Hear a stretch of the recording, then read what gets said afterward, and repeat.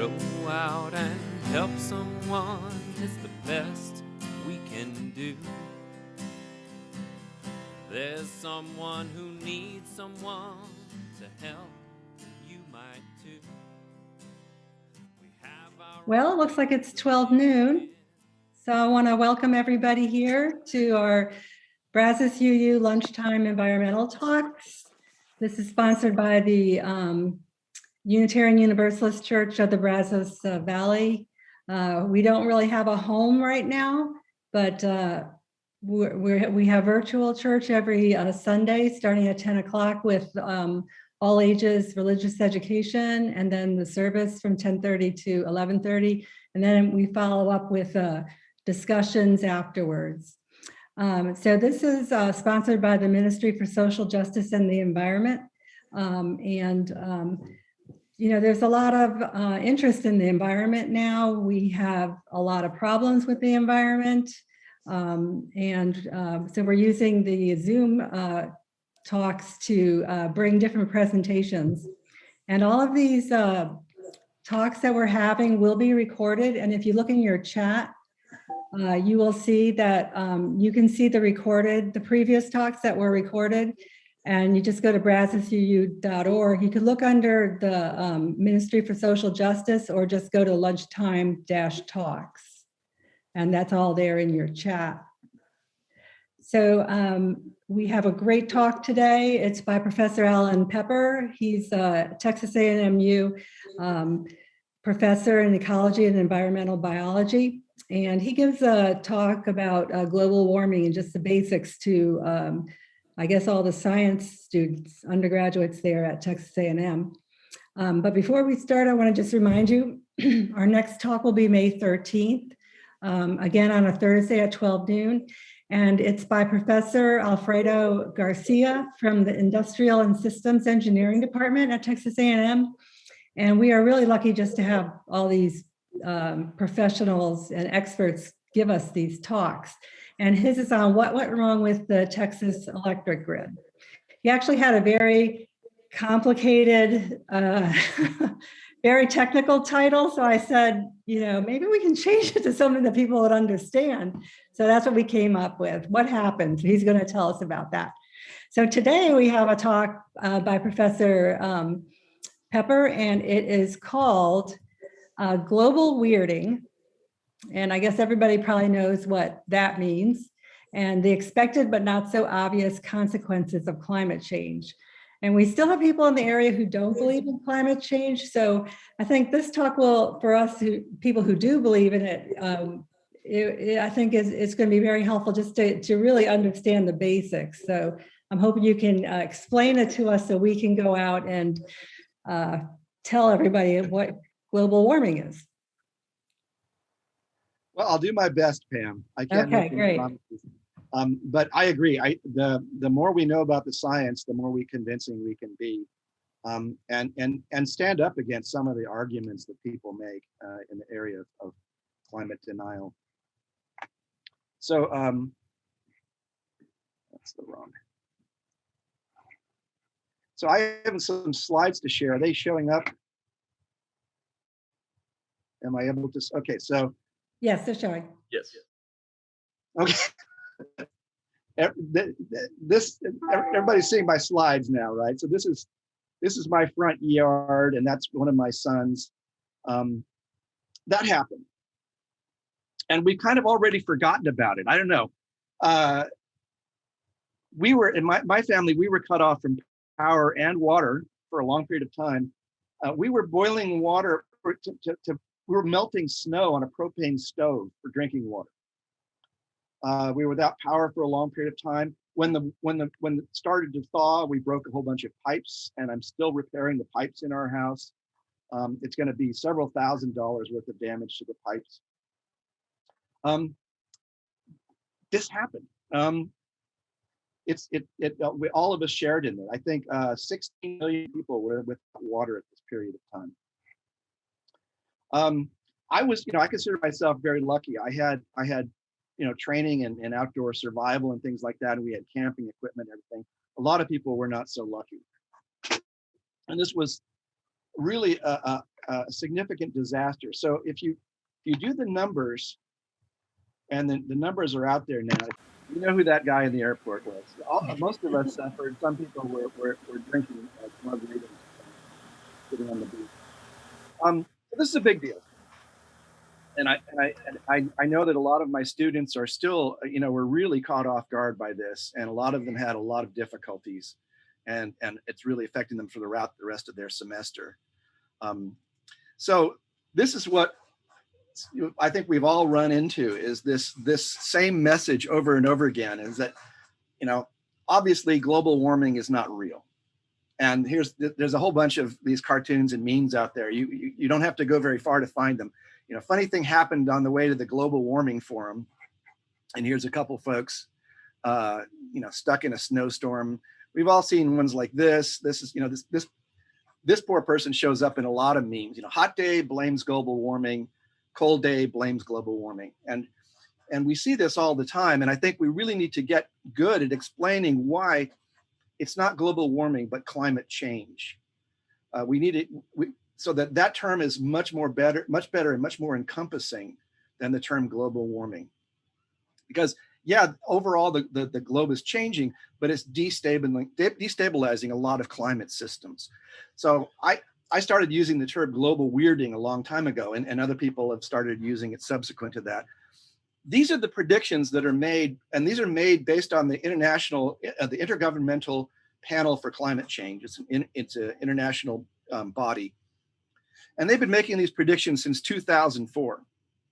Okay, so this is they're not making these predictions as things happen, but these are just some of the things that are predicted to happen as a result of the climatic change we're seeing, and increased intensity of hurricanes, typhoons, cyclones, more intense winter storms and flooding in temperate zones, rapid whiplash weather patterns, higher summer temps and heat waves, increased periodic droughts over continental areas, increased droughts and flooding over subtropical areas like Africa and Latin America, intensified droughts and floods due to the El Nino Southern Oscillation.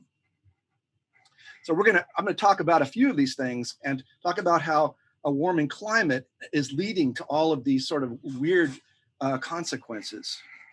And not just weird, but some of them impact a large number of people and impact creating huge amounts of economic damage. So there's a couple of things I want to make clear. One of them is, you've all heard this, what's called the pro forma statement. Everybody talks about this now, and you've heard it. You could probably recite it yourself. While no single weather event can be blamed on global warming, extreme weather events are likely to increase in frequency and severity as a result of man-made climate change. So you can't ascribe any particular event to global warming, right? But that's changing now, and it's changing to what's called attribution. And that is, as scientists are really working hard at getting good at figuring out how much has climate change contributed to this particular event, whatever it happens to be. How much did climate change contribute to the intensity of severity of this event? How much does climate change increase the likelihood of such an event? So hopefully we'll be able to, when people have asked questions about this, we'll be able to have better answers, other than just, well, it's probably had some effect. And we'll be able to say, I think Hurricane Harvey is a really good case now, where there's a fairly strong consensus that the severity of Harvey was increased somewhere around 30% because of the climatic conditions. So another term I want you guys to be familiar with is this one, is telecommunication, teleconnection. And teleconnection is when one thing happens in one part of the world that has consequences in other parts of the world. And this is very true in the area of climate. There are lots of teleconnections around different parts of the world. And in particular, I want to talk about a teleconnection between us and what's happening in the Arctic. By the way, if anybody has any questions, please chime in. Let me make sure I get my chat up there. If you have any questions, please pop them into the chat or chime in. I would be more than happy to answer any questions you might have. So a little bit of science before we go on, a little bit of technical stuff. I'm going to show you a video of what's called a temperature anomaly. And this is a good thing to know about. So an anomaly is a recording of how much things are deviated from the normal. And so you have to state what that normal is. And so you have what's called a baseline. And so the baseline, I'm going to show a video here of temperature anomaly over about the last 140 years. And the baseline is the normal is considered to be the mean of global temperatures between 1950 and 1981. So that's our baseline. And the anomaly is going to be how much it deviates from that mean. And this is what's called a heat map. And it records other things besides heat, but in this case, we're actually recording heat. And the warmer colors here, the oranges and reds, indicate an anomaly where it's over that baseline, and the blues indicate times of periods of time where the temperatures are below that baseline. And this tops out at about 2 degrees centigrade anomaly. And so I'm going to run this, and you can see how temperature changes. And they really start to pick up around 1970. So for the most part of this period, we're below the average from 1950 to 1980. And then we start to see changes that really start to pick up around 1970, 1980.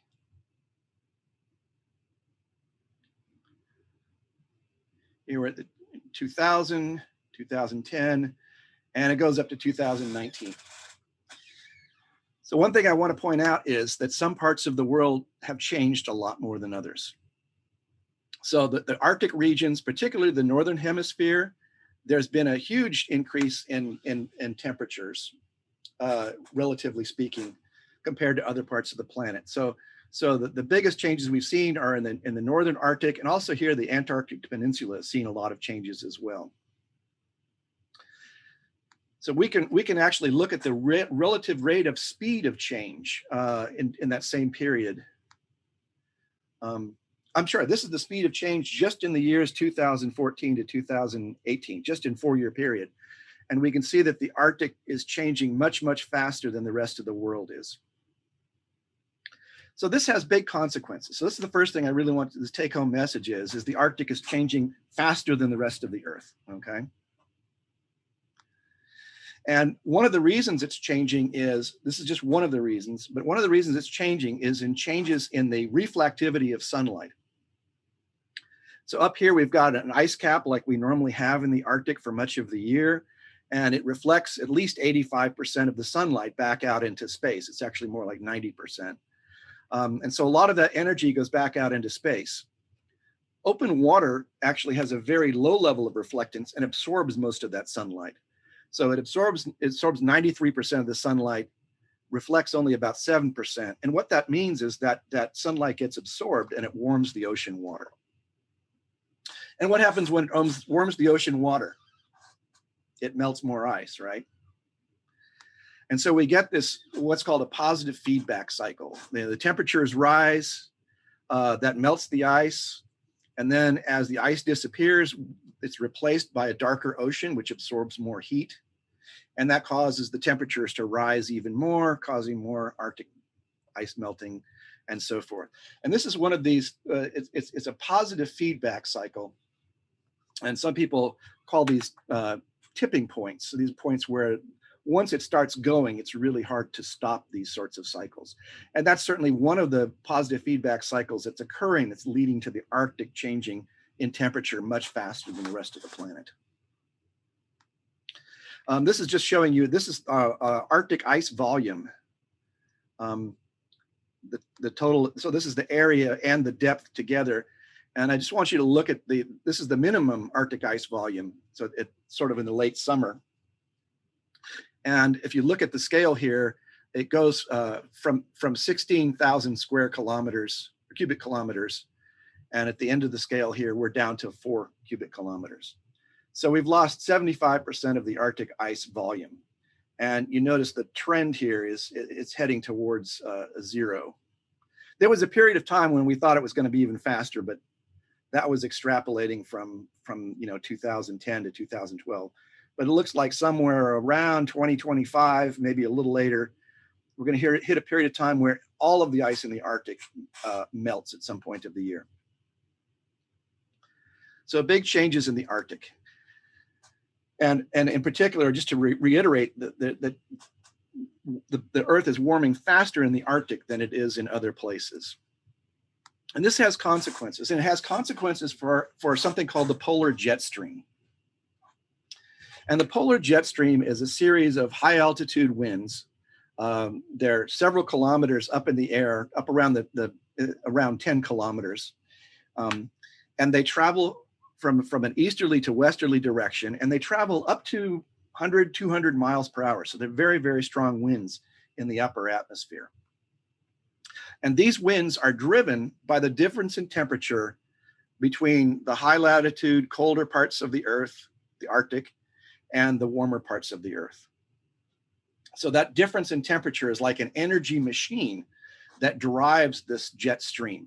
And the jet stream is the reason why it takes a lot longer to fly from the East Coast to the West Coast, if you've noticed that. And then if you are from Texas to California, then the flight back goes a lot faster because those jets, they save a lot of money in fuel by riding the jet stream back.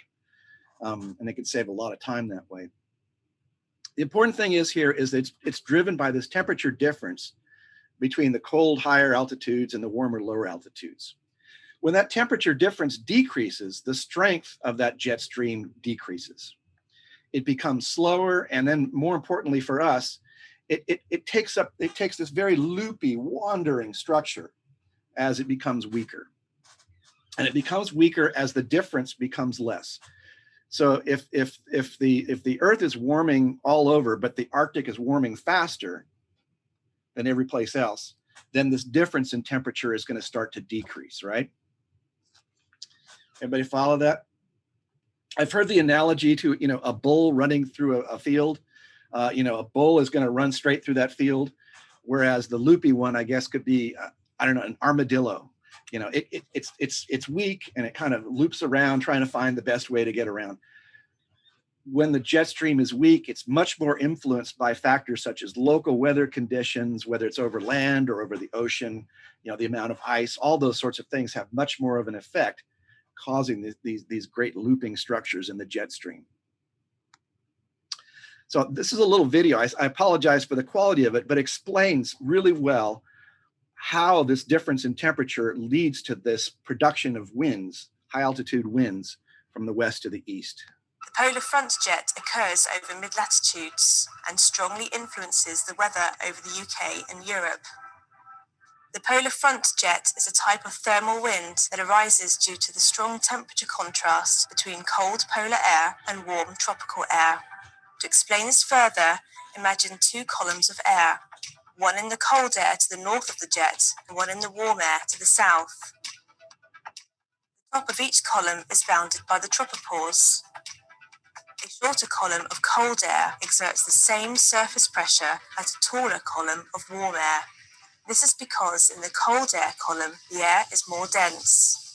This causes atmospheric pressure to decrease more quickly with height. This is the important part here. In the warm air column, pressure does not decrease as rapidly with height because the warmer air is less dense. The tropopause in both columns is at the same atmospheric pressure. So if you were to climb to the same height in both columns, you would find that you would be at a lower atmospheric pressure in the cold air column and a higher atmospheric pressure in the warm air column. The pressure difference caused by this temperature gradient produces a pressure gradient force. The pressure gradient force acts from high to low pressure, so theoretically in the northern hemisphere, air would flow from south to north. Coriolis force resulting from the Earth's rotation causes the air to move to the right of the direction of motion in the northern hemisphere and to the left of the direction of motion in the southern hemisphere. So I teach the Coriolis effect in my undergraduate labs, and the kids who get it most are the Corps guys who are in the Navy ROTC, because they learn how to use the Coriolis effect when they're looking at lobbing artillery shells and how much that is an effect. And if you aim at a ship somewhere that's either to the north or the south of you, that shell is not going to land. You're going to see it curve around. And that's because the center of the Earth is moving faster than the Earth is around the poles. So just as an example of that, this is a person's going to fire a cannon here, and they're going to point it straight down, straight south towards Ghana, I guess, in Africa. And they're going to fire that cannon, but the Earth is going to be rotating under that cannon. And so the actual trajectory, which is going to be the blue here, is going to be way off track. And that's due to the fact that the Earth is spinning faster at the equator than it is near the poles. And this, if an object is moving from the north to the south, it's going to curve off to the west. If an object is moving south to north, it's going to curve off to the east. And so that's what's happening, is this pressure gradient between these two air masses is causing a flow from south to north, but it's being diverted east to west by the Coriolis effect. And that's what gives us these very, very strong east to west winds. And so we end up with a situation where when we have a cold Arctic, we have a very strong jet stream that moves very much in straight lines. And when we have a warming Arctic, that jet stream is much weaker. There's much less of a temperature differential here, so that the pressure force is less. So the jet stream slows down and becomes weak, and it loops and it wanders. And as it wanders, weird things happen. Cold air can move south from the Arctic region, and warm air can move north from the tropical regions. And this is a big part of what we see when we talk about global weirding, is the effects of the jet stream. You'll also hear the term polar vortex, and they'll use that term interchangeably with the jet stream, and they're actually two different things. The jet stream is a stream of air that flows from east to west, from west to east, and it's about 5 to 9 miles above the surface. The polar vortex is a separate body of air. It's much higher. It's between 10 and 30 miles above the surface. It's up in the stratosphere. And it sort of roils around up around the Arctic. And it turns out that the jet stream acts kind of like a belt to hold that roiling polar vortex in place. And if in a situation you have a weakening jet stream, that polar vortex becomes very disorganized, and it can move off to the south or the north.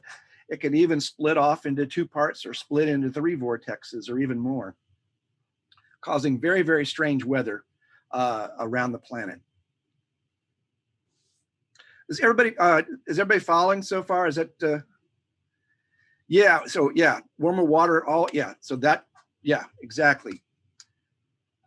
El Nino, I'm not going to even talk about that today, but yeah, warmer waters contribute to El Nino as well as hurricane strength. I'll talk about that a little bit. So we've seen in the past few years, since about 2010, we see repeatedly every year, we get this big storm, and it's a big story because it's on the news, and most of the news coverage comes from the East Coast of the United States, and when the weather affects the East Coast, we hear about it on the news, and we see these things, the term snowmageddon, snowpocalypse, the polar vortex, Frankenstorm. It happens every year, and when you look at it, what's happening is there's a big loop in the jet stream, causing it to loop down much further south than it would be. So while we're getting storms and winter weather, yes, we're getting that, yes, but it's only one part of the world. Other parts of the world may be much warmer than usual. So in this big snowpocalypse or snowmageddon of 2014, which is shown here, it was nice and warm and mild. It was 11 degrees above average that month in Alaska. So unusually mild temperatures due to this big wandering loop in the jet stream. And one thing to keep in mind is the news coverage is saying it's cold. James Imhoff is there with his snowball or whatever in the Senate, and the news coverage is saying it's a cold blast of winter air. That's because we're looking right here at the temperatures in the eastern United States. If you look at the global temperatures at that same period of time, they may be much higher than they are normally. So what's a snowstorm here is often an extreme warm period up in the northern Arctic. And you can see this is for that month. You can see there was a 2.5 degree increase in temperature, in the temperature anomaly up around the polar regions.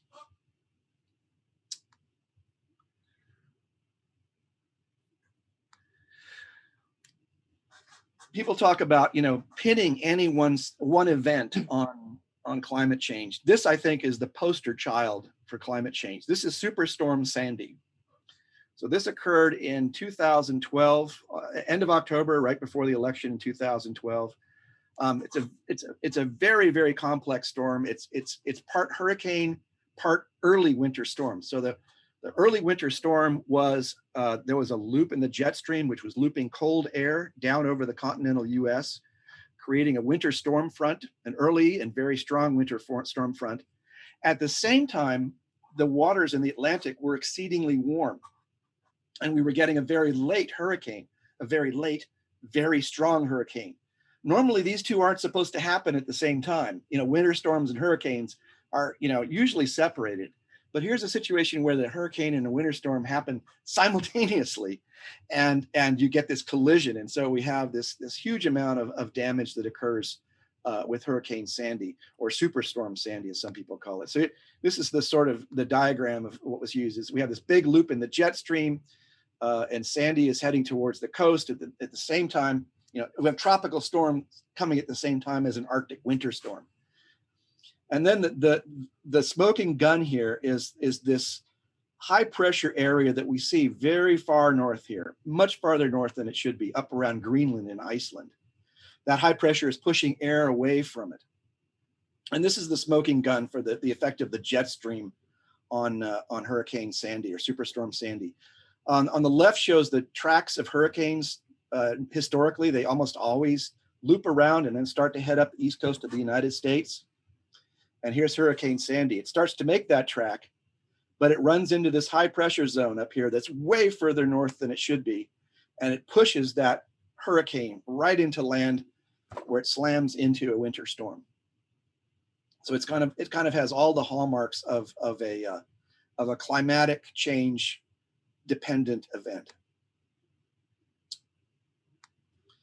This happens, every year it's happening now. This was one when in January of 2018, they called it the Bomb Cyclone. Again, we see this really loopy jet stream bringing cold air down from the pole. This is another one, the Winter Storm Jaden in 2019. So again, we see very strong cold temperatures, and this again is a heat map showing actual air temperatures, and these pinks and the dark purples indicate extremely cold temperatures. And we see this dip of cold temperatures into North America. And so, yeah, it's very cold. But if we look at the temperature anomaly, which is oftentimes much more informative, we see that it is abnormally low temperature here in parts of North America, but up in parts of Newfoundland and northern Canada and Siberia and Alaska, it's much, much warmer than normal. Again, when we see these winter storms, we have to realize that probably when they happen, if they happen due to these changes in the jet stream, someplace else in the Earth is having abnormally warm temperatures. This is another one. This was the from last year. This was the WOW storm. I don't know. Most of these affect the East Coast, and so they get in the news. It has to get really bad before it gets in the news. Something that happens in Texas, which is what happened here. So here's what happened to us in February 2020. And again, you'll see this is a map of temperature anomalies. And you can see the scale here. The scale is in centigrade. And so those degrees are bigger than Fahrenheit degrees. And you can see that there's a strong temperature anomaly for cold temperatures right here in Texas, right centered over Texas. But at that very same time, we have extremely warm temperatures up here above the North Pole, maybe 24, 28 degrees above normal, centigrade above normal at the North Pole. And and you can see what's happened here is the polar vortex is actually split into 2 or 3 parts. because of this weakening jet stream. And one sort of loop of that has split off into North America because it's not being held in by that belt of the very steady, strong jet stream. This is actual air temperatures, not anomalies. Actual air temperatures, and you can see the scale is, this is again centigrade from plus 35 to minus 35 degrees centigrade. This is the 17th of April. And I want you to notice something. Here's Texas down here. The temperature at Texas is comparable to that in Alaska on that same day, or Iceland, or even Svalbard, which is a Norwegian colony, a Norwegian outpost up in the high Arctic Ocean. Same temperature in South Texas as it is in the high Arctic Ocean. This is weird stuff. This is not normal stuff. So that's one of these effects, is that we get these more severe winter storms due to this very erratic behavior of the jet stream. There's a flip side to this. There's two sides to this. One of them is you can have cold air moving south and having abnormally strong winter storms. The flip side is that you have warm air moving north, and this creates heat waves where there normally shouldn't be a heat wave. And this is an example of that. This was July 2019. This is a heat wave that hit Alaska, and it broke all the records from 2015, which was the previous records were broken. And what you can see is the jet stream forms this erratic loop here. It almost closes in on itself. This is called an omega wave. It's shaped like the Greek letter omega. And oftentimes when that happens, we get very, very warm temperatures at very, very high latitudes. And this period, this caused to shatter all the records in Alaska at that period of time in July. So this shows temperature anomalies for the month of July. And it shows you that some places were 18 degrees centigrade above the normal temperatures for that month. And it's over all of the entire state of Alaska. Now, the people of Alaska were pretty happy about this. Obviously, they were out, they were out having a good time. They were out getting in bathing suits, going to the beach, going sailing and everything. So I guess a heat wave like this in Alaska might be a welcome thing. But heat waves like this are generally not beneficial for people. Oh, by the way, this is the other half of that jet stream showing that on that same day. So that the jet stream, if you look at, it's looping all the way from north of Alaska up above the Arctic Circle and the Beaufort Sea. And it's looping all the way down to almost the southern tip of Texas here. So this was probably a record for the loopiest jet stream ever recorded. It's at one point it was the jet stream went 45 degrees of latitude north to south. You can imagine this. And that's 45 degrees is half the distance from the equator to the poles. So the jet stream was moving over half the distance from the equator to the poles. Weird stuff. I was in Quebec for a meeting in July of 2018, and so this was one that I experienced firsthand. It was a heat wave in Quebec. Again, we have this jet stream bringing warm air up into Canada, which is not used to having 100-degree plus temperatures. And you can see the temperature anomaly here above northern Canada. And it was really bad. I mean, even for someone coming from Texas, it was really bad. I mean, we've had 100-degree temperatures in Texas, and it's pretty bad. But the humidity, you may not believe this, but when it gets that hot in Texas, the humidity goes way down. Okay, and so it's kind of, and in this case, the humidity didn't go down very much. It was very hot and it was extraordinarily humid.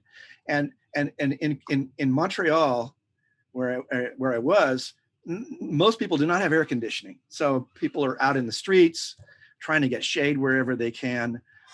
People were selling water, ice cold water on the streets all the time. So for $1 Canadian, you could get a bottle of water or whatever. Yeah, it was extremely bizarre, even for the delegation from Texas. We were even hiding in the hotel in the air conditioning because it was pretty outrageous. And for people who are not used to that, who have never ever seen temperatures like this, it can be particularly difficult. And a lot of older people died because they died of heat prostration or dehydration or something like that. They couldn't get help, but couldn't get themselves cool.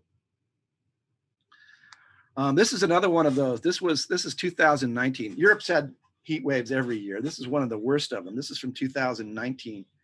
And this is the one where it was 113.2 degrees Fahrenheit on the North Sea coast of France. And again, they're not used to these sorts of temperatures in Europe. The estimates are, I don't know how reliable all these estimates are, but they're supposedly between 30,000 and 70,000 people dead as a result of that. And you can see that the extreme temperature anomalies, particularly up here in Germany, Belgium, France, the Low Countries. It was so bad that people were congregating in railway tunnels just to cool off. Again, a lot of people in Europe, particularly Northern Europe, do not have air conditioning. They're getting it now. They're getting it now. They're having air conditioning installed, but a lot of people in Germany, and particularly in older houses, they don't have air conditioning. They were congregating in railway tunnels and subway tunnels and things like that just to escape the heat.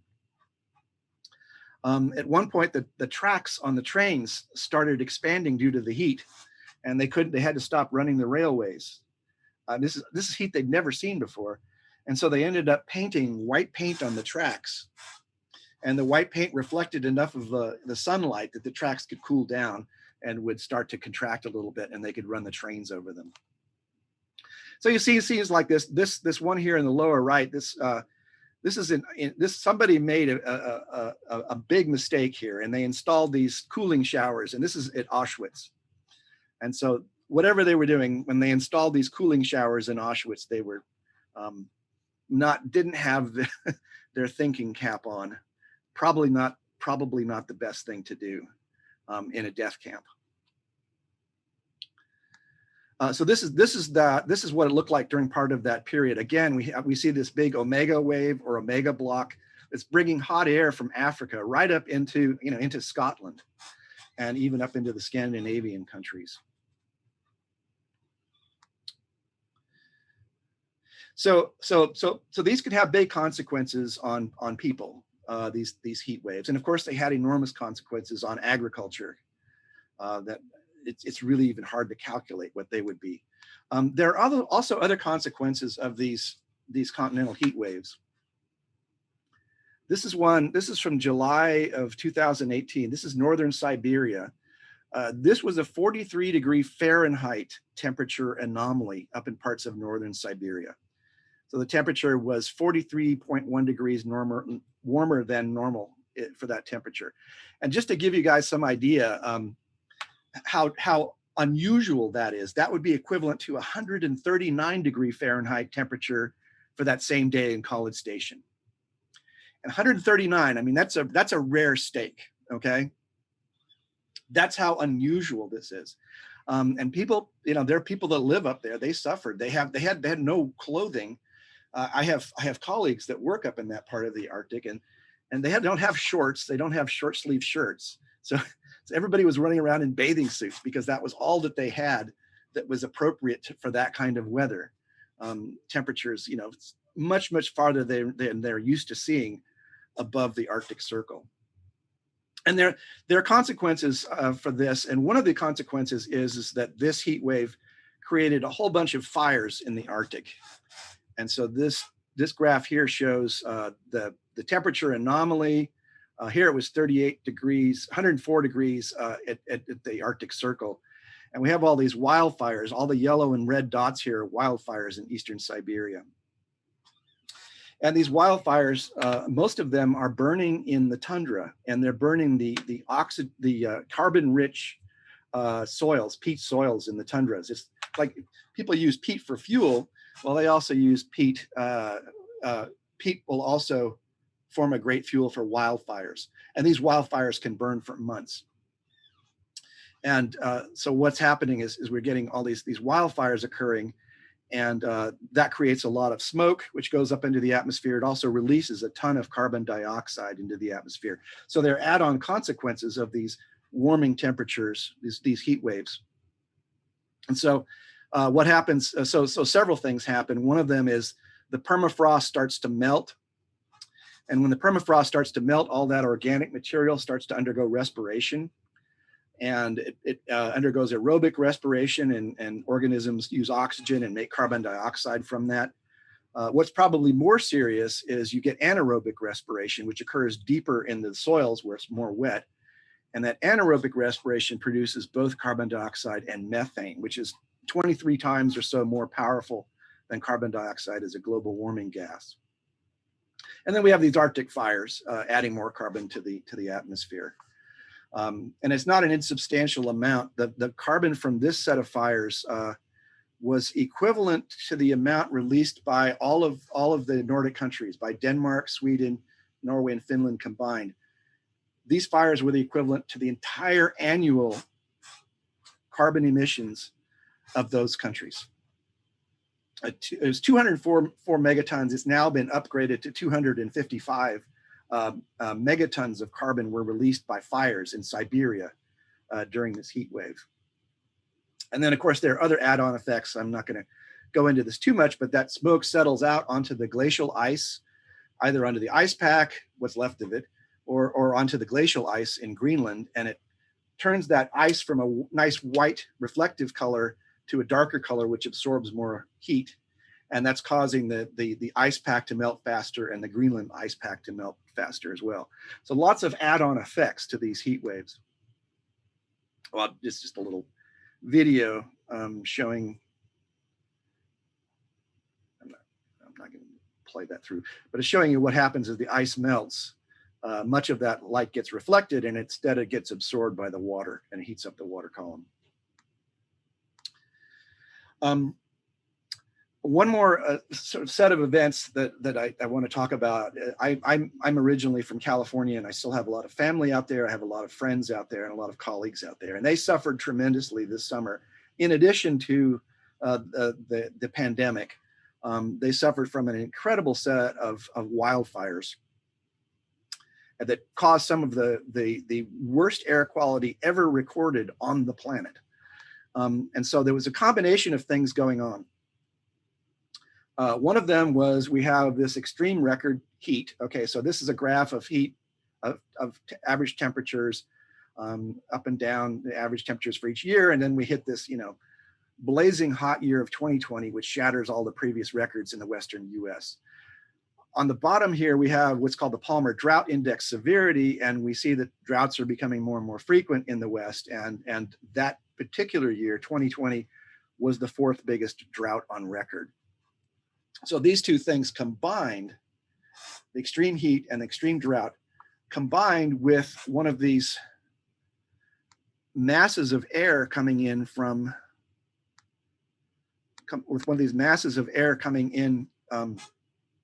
from the south due to one of these big loops in the jet stream. And so what happens is normally in a normal summertime or fall, we have these things called Catabatic winds. And these are winds that form when you have a sort of cool, dry, dense air sitting over a plateau, an interior plateau like the Great Basin. And due to gravity, these winds spill out over through the passes in the mountains and go downhill along the coast. And as they're going downhill along the coast, they warm up because the altitude at lower temperatures gets warmer and warmer and warmer. And they warm up, and they also get drier and drier.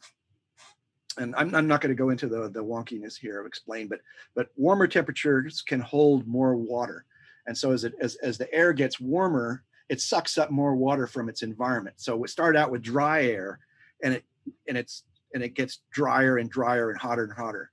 And these are called, in my part of the world, they're called Diablo winds. In Southern California, they're called Santa Ana winds, and they're extremely powerful and erratic and dry, and they give you this horrible headache and make you feel really depressed. This summer, though, in September 2020, we had extremely high pressure, the highest ever recorded in continental North America by I think 603 millibars where there should have been 500 millibars, as well as some of the highest temperatures on record. And this created just epical, apocalyptic winds across those passes, and caused just a whole set of fires up and down the West Coast. So just to give you a scale here, this is the fire extending out into the Pacific. This is to give you a scale. This is Seattle, Washington at the top here, and that's San Francisco buried underneath. And these fires actually, I couldn't find a picture that showed the full extent. These fires went all the way down to northern Baja, California. So this is another one of these, outcomes of this global weirding, and in particular these changes that we've seen in the jet stream. That same period of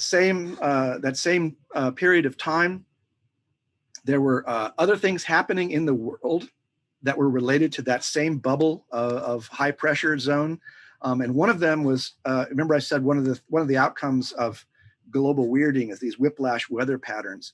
One of the outcomes was that in Colorado, which was at the edge of the jet stream here, the jet stream moved just a little bit. And in 18 hours, it went from in the hundreds, like 104 degrees. In 18 hours, it went from the hundreds down into the 20s and started snowing. It's the fastest weather change ever recorded, possibly in the world.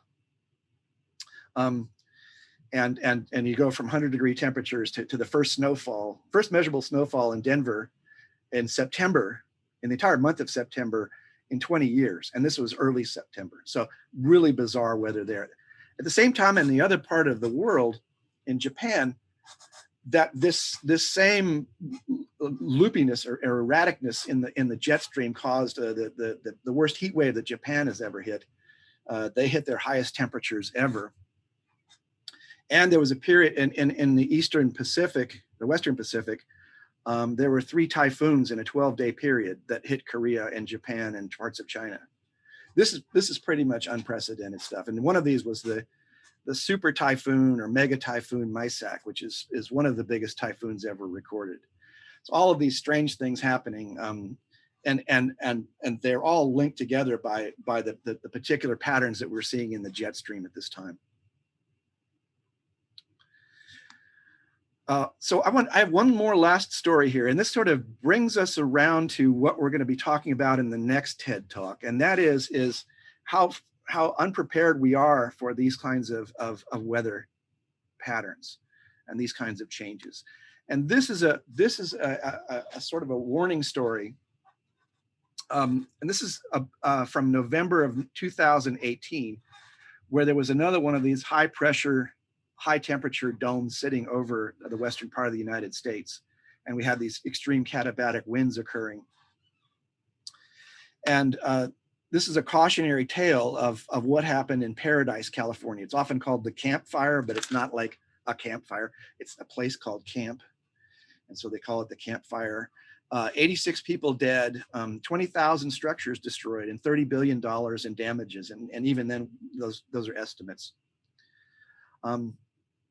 And we had those very hot, dry conditions. And it turns out they were caused because this fire was caused not only by the climatic conditions and the particular weather conditions, but because we were not prepared. In particular, the utility, Pacific Gas and Electric, was not prepared for climate change. And to show you how unprepared they were, what happened, the fire, they found out, they investigated, it was caused by the breakage in a hook in one of these insulators. And these are high power lines. They carry 125 kilovolts, so 125,000 volts of electricity. One of these broke in high winds and it went to the ground, and that's what sparked this fire, the Camp Creek fire, the Camp Fire. These towers were built between 1919 and 1921, okay? They're 100 years old. And in the period the PG&E owned them, they never inventoried or replaced any of the original conductors, insulators, or hardware. So this is almost unbelievable to imagine. And I know what happened. You can read about the accounts of what was happening inside PG&E at this time. The accountants and the business people on one side were saying, oh no, we've got to keep our stock prices high. We've got to get those dividends out there and keep our shareholders happy. In the meantime, the engineers were sounding the alarm. that there's big problems. We own literally tens of thousands of miles of these conduction lines, and and some of them are 100 years old, and they were never meant to experience winds of above 45, 50 miles an hour or so. That was what they were engineered to. Estimates are that in this locality at that time, we don't have exact measurements, but winds may have been as much as 80 miles per hour due to those extreme catabatic winds that I was telling you about. PG&E also screwed up. They're supposed to shut the electric grid down when winds hit 45 miles an hour, and they didn't do that. So they screwed up in multiple big ways.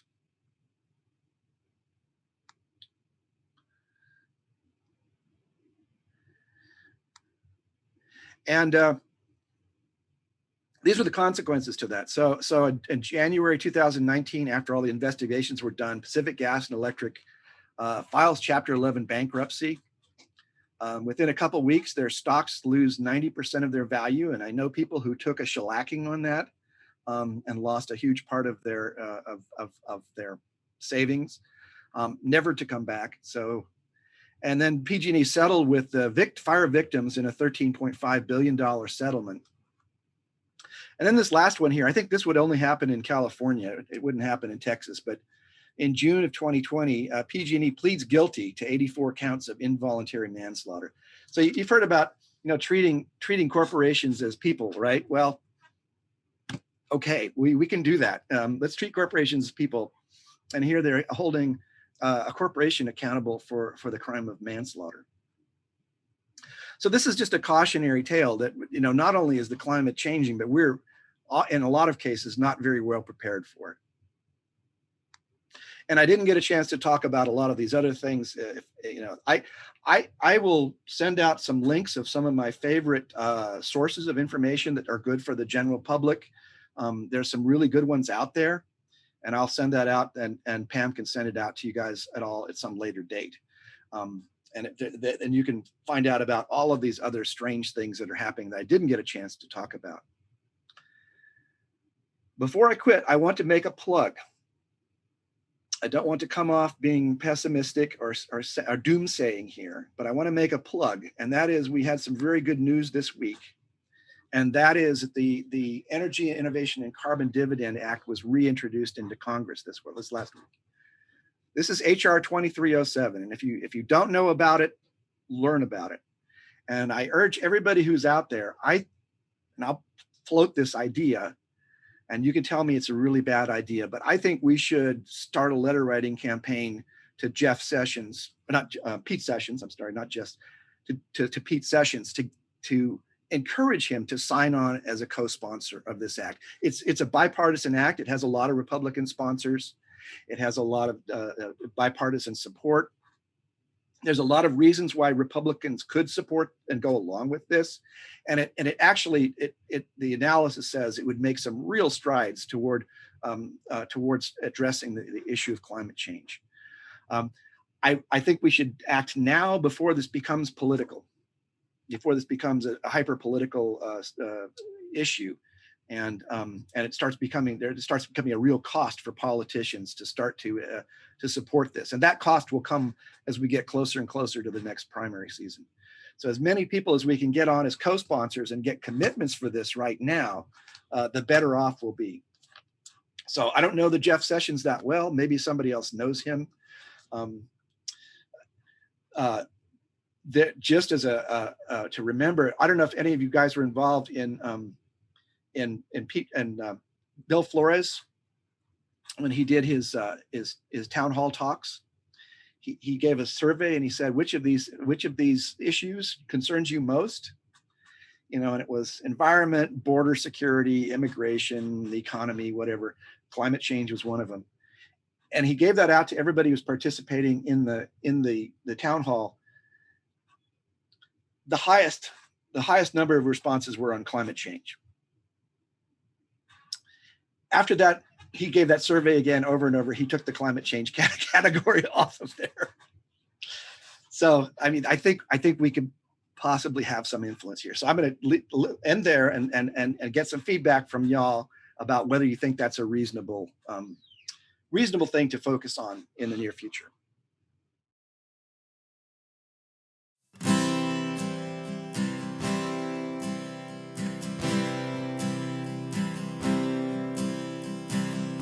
Go out and help someone is the best we can do.